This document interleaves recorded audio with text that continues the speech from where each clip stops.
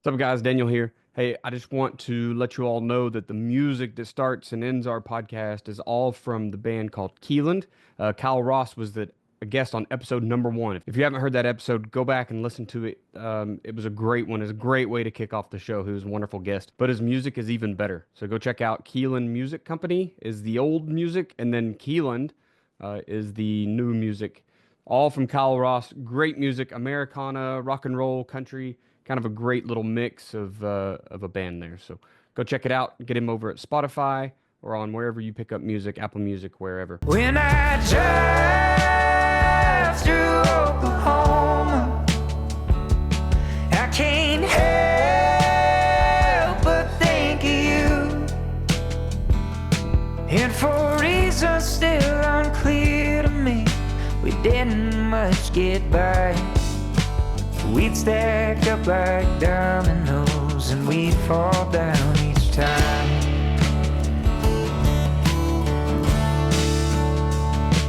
Well, cowboy. We're good, guys. Welcome, gents. Yes, sir. It's been a long time coming on my end. I'm sure y'all haven't listened to our podcast very much. It's pretty new, but I told y'all before, I've been listening to y'all stuff for quite some time now. And really thoroughly enjoy it. So I guess let's just start there. A little introduction, who you guys are, and talk about your show just a little bit. I'm Darnell Whitaker, and of course that's my twin brother Dwayne. Yeah. About this show, what's crazy is I was sitting in the barbershop we do the podcast in, and I think you know how the sports a barbershop all talk sports or whatever, and I think we got into like a hectic, like heated argument, and like somebody that was sitting next to me, like said something to me, like man. You and your brother need to do a podcast, man. Y'all know everybody. Like, do it. And when he said it, it kind of registered to me. So my sister, I don't even call or text my brother at the time. He's not with me. My sister is like into like the videography and all that stuff. She's an engineer, so she works for Toyota. So she's into like the videography. She take pictures, videos, and all that. So I called her. I went outside. I think I was leaving. I called her and I was like, "Hey, D, what you think about me and bro doing a podcast?" And she was like, I mean, whatever y'all do, I'm with it. So I still don't think I called my brother. I think I called Johnny Dash and called Johnny and was like, hey, bro, what you think about me and bro? You know, you and my seat. Like, man, that's crazy you saying that. He said, I was about to start a podcast, you know? And actually I'm doing some stuff, this and this, this and that. I'm like, man, we need to do one. So I called my brother and, you know, my brother's like, let's do it. And so that's how I kind of originally started. You know what I mean? It was just us four, me, my brother, my sister who did some video for us, but she ended up moving to Texas. And then Johnny Dash. Johnny Dash is the one that makes it go though. So he does all the editing. Like my brother said, we just sit down and talk. I mean, it's him behind the scenes. And of course, like the barbershop. So it's free. I mean, we got a key to the barbershop. So we set up and they let us go after hours, during hours, whenever. So I mean, we got a pretty good setup. That's I love that barbershop atmosphere. And I mean, you know, we talked just a minute ago about how y'all kind of switched it up a little bit, but barbershop was super good. But that man cave, Yeah, guys, that The man cave is a little different. popping. yeah. It got me, but I'm putting one together right now. Matter of fact, now as you speak, I got a bunch of jerseys. I need to get the picture frames and doing all that type of stuff. So maybe here the next 6 months, we'll be at my man cave. Hey, you may have expedited my plans too, right? Like now I've got to have a man cave. Yes, for sure. We all should when we get old enough. Dwayne, introduce yourself, good sir. No, I'm Dwayne. You know what I'm saying? I'm the little brother. Of course, he's older than me by 12 minutes. And I don't know. He said everything about the podcast. It was really, he didn't even have to say nothing to me because whatever he say, it's my twin brother. Even if he right, even if he wrong, he's still right in my eyes. So we was gonna give it a try. And we hit up a couple of professional athletes and all that. They like, heck yeah, y'all need to do that. You know what I'm saying? So that's why we did it. Trey Brown. We wanted Trey Brown to be our first one on there because that's like our little brother. You know what I'm saying? We talk to him every day. So we want him to be the first. We're gonna do another one with him this summer too. He wants. Oh, Hopefully he'll pop back up here in just a second. Lost him. Yeah. Somebody was calling. I probably need to put my phone on Do Not Disturb. But can you guys still hear me? Yep. Okay. Yeah. But yeah, Trey Brown, that was our first one, and it's crazy because like that's the talk of the town version, the podcast. The Spice Center is totally different. Oh, You get what I'm man. saying? Like, and that was a joke. Like I was at the house Yeah, it one was. day. I was at the house one day and I was bored, really. Well, we always say Spice. We've been saying that for like since COVID. We always say Spice or whatever. So I was just laying at the house one day, bored, of course, and I was watching Sports Center. And I'm like, man, let me get on Twitter. I said, let me say something crazy. So I said something, but then my next tweet was like, welcome to the Spice Center. And then it's just been all ever since. So everybody love it or whatever. So that's what it's been. It's been the Spice. Yeah, the Spice Center definitely took over, which is good because it gives people a place to make outlandish claims or pretend they know more than they do, which, I mean, it's like a little, hey, the forums are big too, right? There's always a rumor thing on the forum, a rumor thread where people are just saying crap, and that's anonymous. So now, you got to put your name to your chaos. So that's good. Right. But That's and a then fact. we haven't recorded an actual Talk of the Town podcast since when? When was the Wow. last time? Yeah, everything in I the don't last know. probably year's been. I can't even think. Mike Gundy. Mike Gundy was the last podcast that we did that was Talk of the Town, and that was in July, I think, June or July. Y'all got to go We to got Stillwater for couple that, right? Huh? Did y'all go to Stillwater for that? Yep. He went to Stillwater. He was, matter of fact, he was mad. He wanted to come to the Yeah, barbershop. he wanted to do it at the But he had a whole bunch of meetings and stuff planned up. He was like, man, I don't care. I'm coming to Tulsa. We're going to do it at the barbershop. That's awesome. Well, That's what we thought too. Like when Chambo was like, "Hey, yeah, we got the Twins," I was like, "Oh, we're going to the barbershop." Like, yes, Hey. like I was pumped. Hey, I'm going to be honest with you, Chris. You can't come to the barbershop before Tyler. He'll be mad. He can get over it. Okay, I was talking to him today. he can start a podcast, right? Or yeah, he's on plenty of podcasts. Or I'm sure he has opportunities for him. We have him on my Coaching 101 podcast tomorrow morning at 8:30. So Okay, cool. that'll be good to see him in the limelight because I haven't I've never got to meet the man honestly. So Okay, I got you. It's my guy. That's our guy. Yeah. Is my phone staticking? a little bit, but it's static? okay. It's good enough. Yeah, it's not too bad. Let me take these headphones off. So let's talk Tulsa football, guys. I know y'all are in basketball season, but I'm a football coach, and I know I don't even know the rules of basketball. We football first. We just do basketball to make sure we going year round. Yeah. But of course, we are all the way into basketball for sure. I try to keep up, but even I know Keyone comes on y'all's stuff a lot, and I watched the last thing I saw basketball from him was going to I think it was Sand Springs, and I think they went over there and got. Oh yeah, well Bobby, yeah. Yeah, but that was pretty good. But the coaching carousels hit Tulsa. That's pretty chaotic, huh? Man, it's crazy, isn't it? Yeah, it's been all around. I don't think I've ever seen it like this in 6A1 before.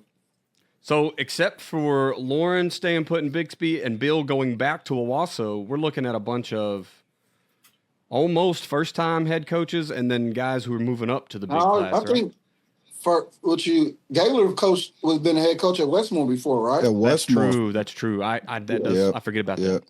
So got him there. AG, of course, just completed a 13-1 season at Owasso, and then T Hill coming up from. Did they win the championship this year? Who, Muskogee? Yeah, No, no, they They lost. We got he left the trophy on the field, didn't he? No, they didn't. They was taking a picture. No, I heard they overdid that. Yeah. Somebody picked it up. It was just set. The superintendent or the AD was carrying it, just set it down. Then he picked it back up and brought it in the locker room. Hey, but honestly, how about a statement? Really, like second ain't good enough. Yeah. We're gonna leave this here. Like, that's, Facts. But if you know TL like I know him, he don't even care. He don't even get on Twitter or nothing, so he don't care what nobody says. So it is what it is. So, what are our predictions for next year with this toss up of? Man, it's hard. I mean, I don't think you can do that until you see, the the coaches, like assistant coaches. Coaches, you're like the coordinators who going where. You got to give Bigsby that credit. Like, I don't know how ain't he's nothing doing. changing. Ain't nothing changed. Chris, what are they at? Like 12 years is kind of the average thing going on over there now? What do you mean? Like longevity? Flo's been there since 13. I think maybe he did 1 year before the 6A split, and TS has been there since 10 or 11, something like that. And then, a lot of those guys like O-line coach Birch and wide receivers Embry, we're all the same age. Like, we all graduated in 2008. We didn't know each other, but like those two have only been at Bixby, and I've kind of bounced around smaller places. But it's a bunch of dudes that just like through and through been there for a hot minute. Like, the guy that took my spot at safety is Evans. He's the only 1 year guy there now. Now you're a 0 year guy there. Congratulations. You upset the thing. Back to square one. Well, I mean, that's so hard to do. Get the Briscoe job. I don't know. I think I don't really want to speak on it. Like I think we would probably like to see our guy get it. Cameron's our dude down there, and he wants his name in the hat. Was he on staff last year? Yeah, he was the OC from. So he followed Chris down there from Bixby. Okay, so. That was the freshman coach at Bixby, right? That's correct. Okay, yeah. Tyler speaks highly of him. He did some really good things. I don't know if he's ready. Bill Blankenship, the legend he is, says that no one's ever ready. So that's a fact. I'd like to think he's ready. I'd like to think that he'd get it, but we don't want to put words in anybody's mouth. I know there's a lot of good coaches have applied for it. We'll just kind of see where it goes. Right. Good deal. Well, gents, I kind of really this podcast is really just to push y'all's message out there. I've seen y'all are doing a lot of player evaluations and sharing, people's, their film or just about players, and I think that's awesome. We've been doing that for years. Yeah, so kudos for that, because there's a lot of guys out there that don't know what they're doing, and they just kind of regurgitate whatever they hear, which seems to be how recruiting is anyway, right? Yeah. Like, nobody gets an offer until somebody offers, and then they have all the offers. So that's a fact. How did y'all get started in that? Where'd you kind of get your experience? I mean, where you could go out and be legitimate at it? The crazy thing, like, bro, because Isaiah Thomas plays for the Cincinnati Bengals now, is at Memorial. And Darnell, my brother was his, he still is or whatever. But like we told Isaiah, if it wasn't for him, we wouldn't be in the position we are in today. And it started with Mike Stoops. Ever since we met Mike Stoops, and that was probably 2016, 15, it's been crazy. Like, Mike introduced us to so many people and all that. And I tell people all the time, from 2016 until Bob's last year, me and my brother could walk in OU without a key and nobody would say nothing to us. Like, that's how much access they gave us.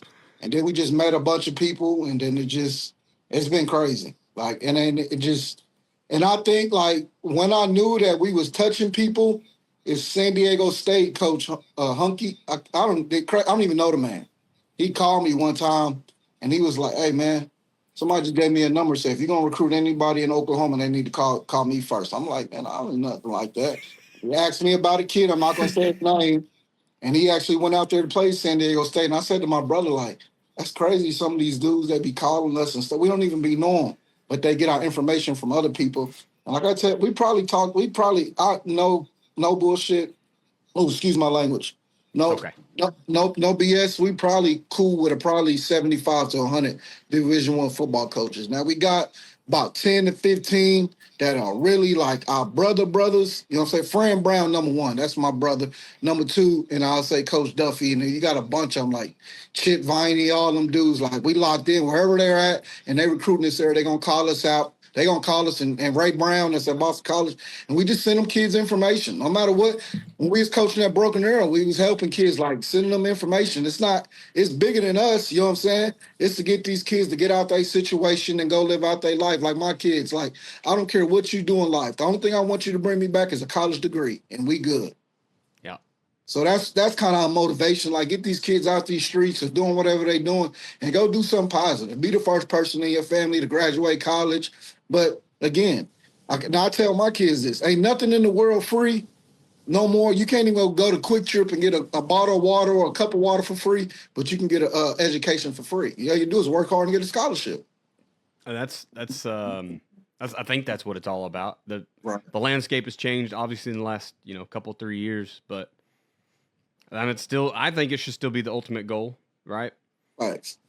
The networking is crazy, and just since I started podcasting in 2021, and that was just high school coach, like teaching high school coaches. Of course, I was learning at myself at the time, but the network does grow very, very quick. Like. Right. It's a guy who knows a guy. And then what is it, the 7 degrees from Kevin Bacon or whatever from back in the 90s? Like it's so big.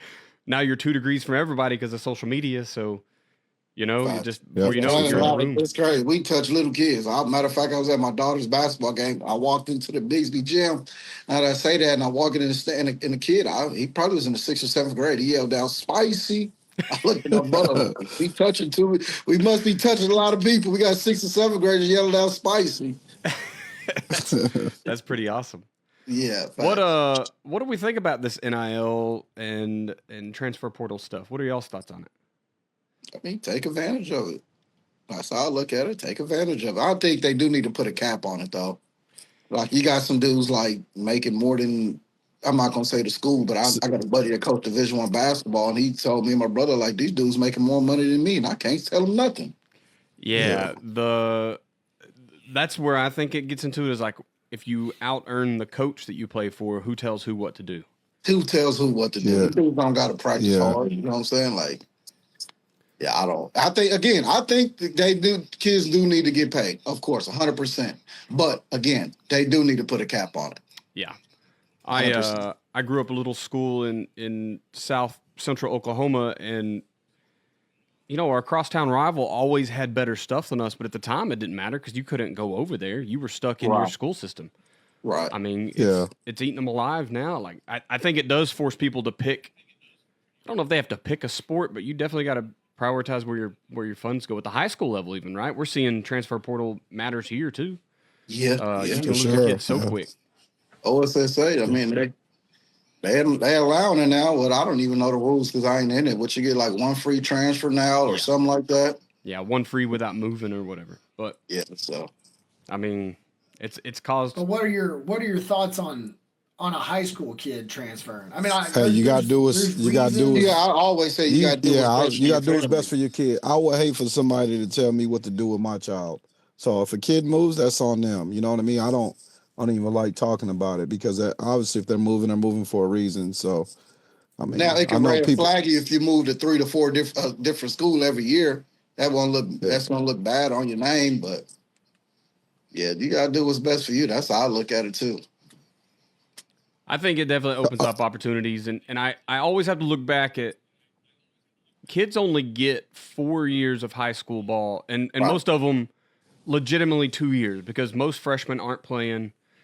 Most sophomores are, if they do get on the field, it's probably because they're a small-time school anyway. But you only get one chance to earn that scholarship you're talking about. So why would you not go to the place that can set you up the best if you have the resources? Look, there's kids that, when we was growing up, we wouldn't have been able to go to the next school over. Like, it's too far out of the way. Parents can't make that work with their schedule, whatever. But, you get into these, like Tulsa, Oklahoma City, these places where parents are probably driving past a couple schools to get to work anyway, on their commute. So that's a fact. It definitely has changed. It's changed things a lot. And I think kids should go wherever the resources are the best for them, whatever sets them up for success. And then more so, these kids nowadays, they're 16, they're driving to school. We couldn't get a car until we was 19, 20 out of high school. You ain't it's kidding. a little different. Yeah, it's a little different now.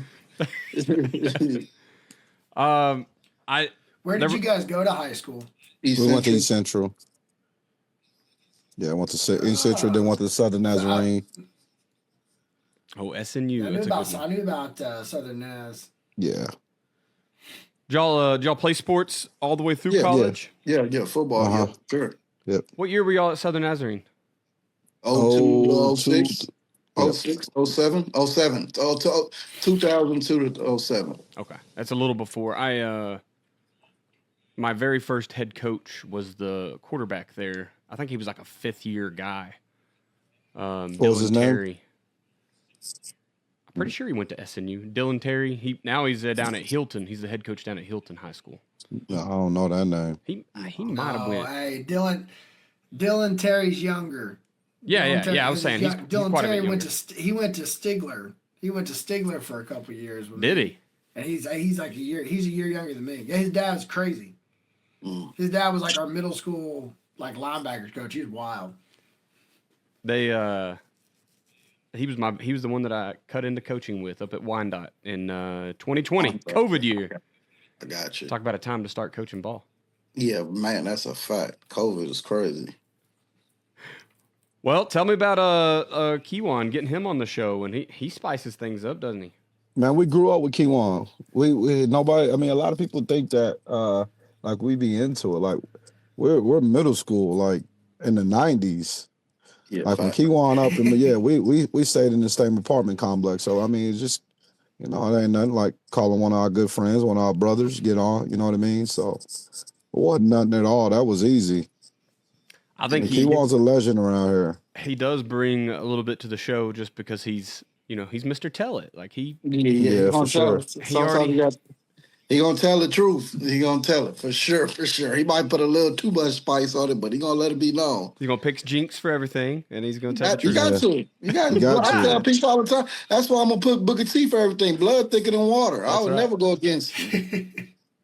That's funny. Yeah, I mean, if you got a kid there, you definitely have to go for it. I mean, because he played all his ball there too, right? No, he went to Nate the Hell. He went to his Nate the Hell freshman- his freshman year. Ooh, gotcha. Yeah, And he- Kiwan stayed out east. Yeah. Yeah. He stayed with us, and then 1 week he was gone. He was in Jinx. He's fun to follow on Twitter. He keeps things popping all the time. I really like watching his stuff. For sure. That's exactly it. He gonna do that now.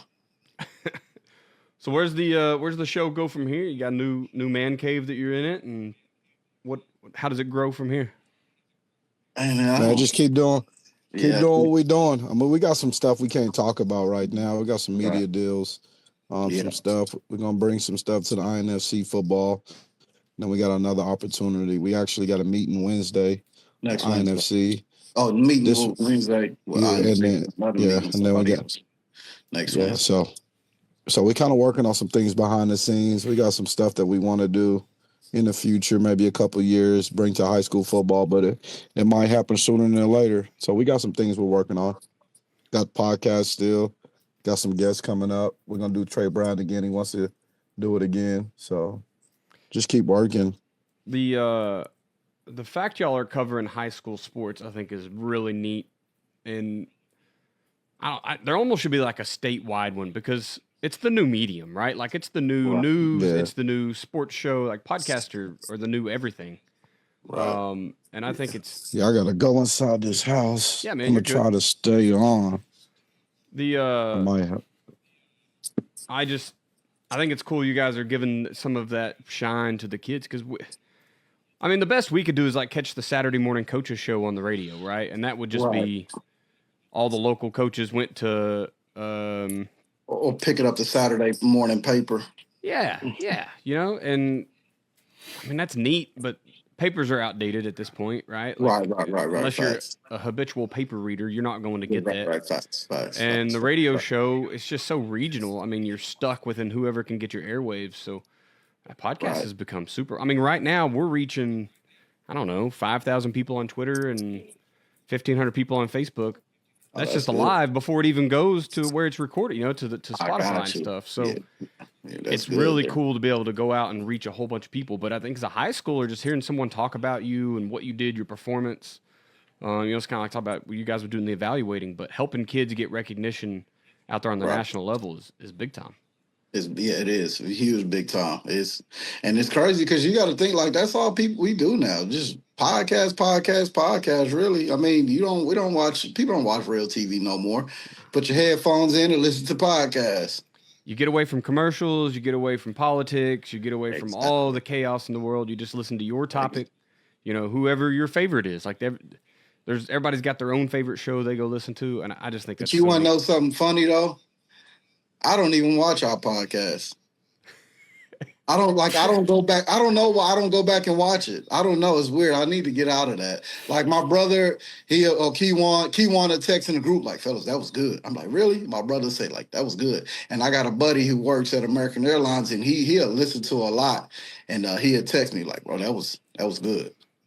Yeah, it's I don't really listen to ours much. Like this one and the Coaching 101 podcast. So I produce both of those. Okay, So I got to you. hear it, a couple more times as I'm just making sure there's no errors or whatever. I've gotten pretty good at it where I don't even have to listen as much. But the football coaching podcast, which was my original one, like I almost never listen to the episodes. But when I do, I go back and I'm like, did I say that? We really have that conversation? Right. So I should. Because I don't remember that. I would pick up just as much as people listen to it for the first time. So even though they weren't there. Right.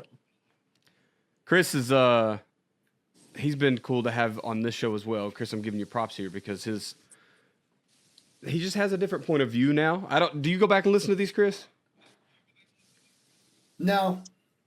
Not, what about I told you I don't have Spotify.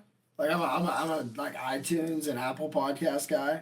And then like with Spy Center, which like, and this isn't me like gassing y'all up or anything, but like we used to like me and another Bixby coach, we watched it like on purpose in the playoffs. Like we were like, all right, let's see what they're gonna say. Like and like knowing like there's no way they actually like think this, but like like it's one of those deals where like you got Wesley Richardson and all those dudes that are like, oh, please say something. Because those Bixby kids are going to see it. Because he's going to put it in high video and it's going to be awesome. But, like, yeah, I like listening to other people talk. I like talking. It's not necessarily like hearing my own voice. But, no, I really haven't went back and listened to this one that much, again, because I don't have Spotify. But it's on Apple Podcasts, too. I love That's listening to local people talk about stuff the way y'all do.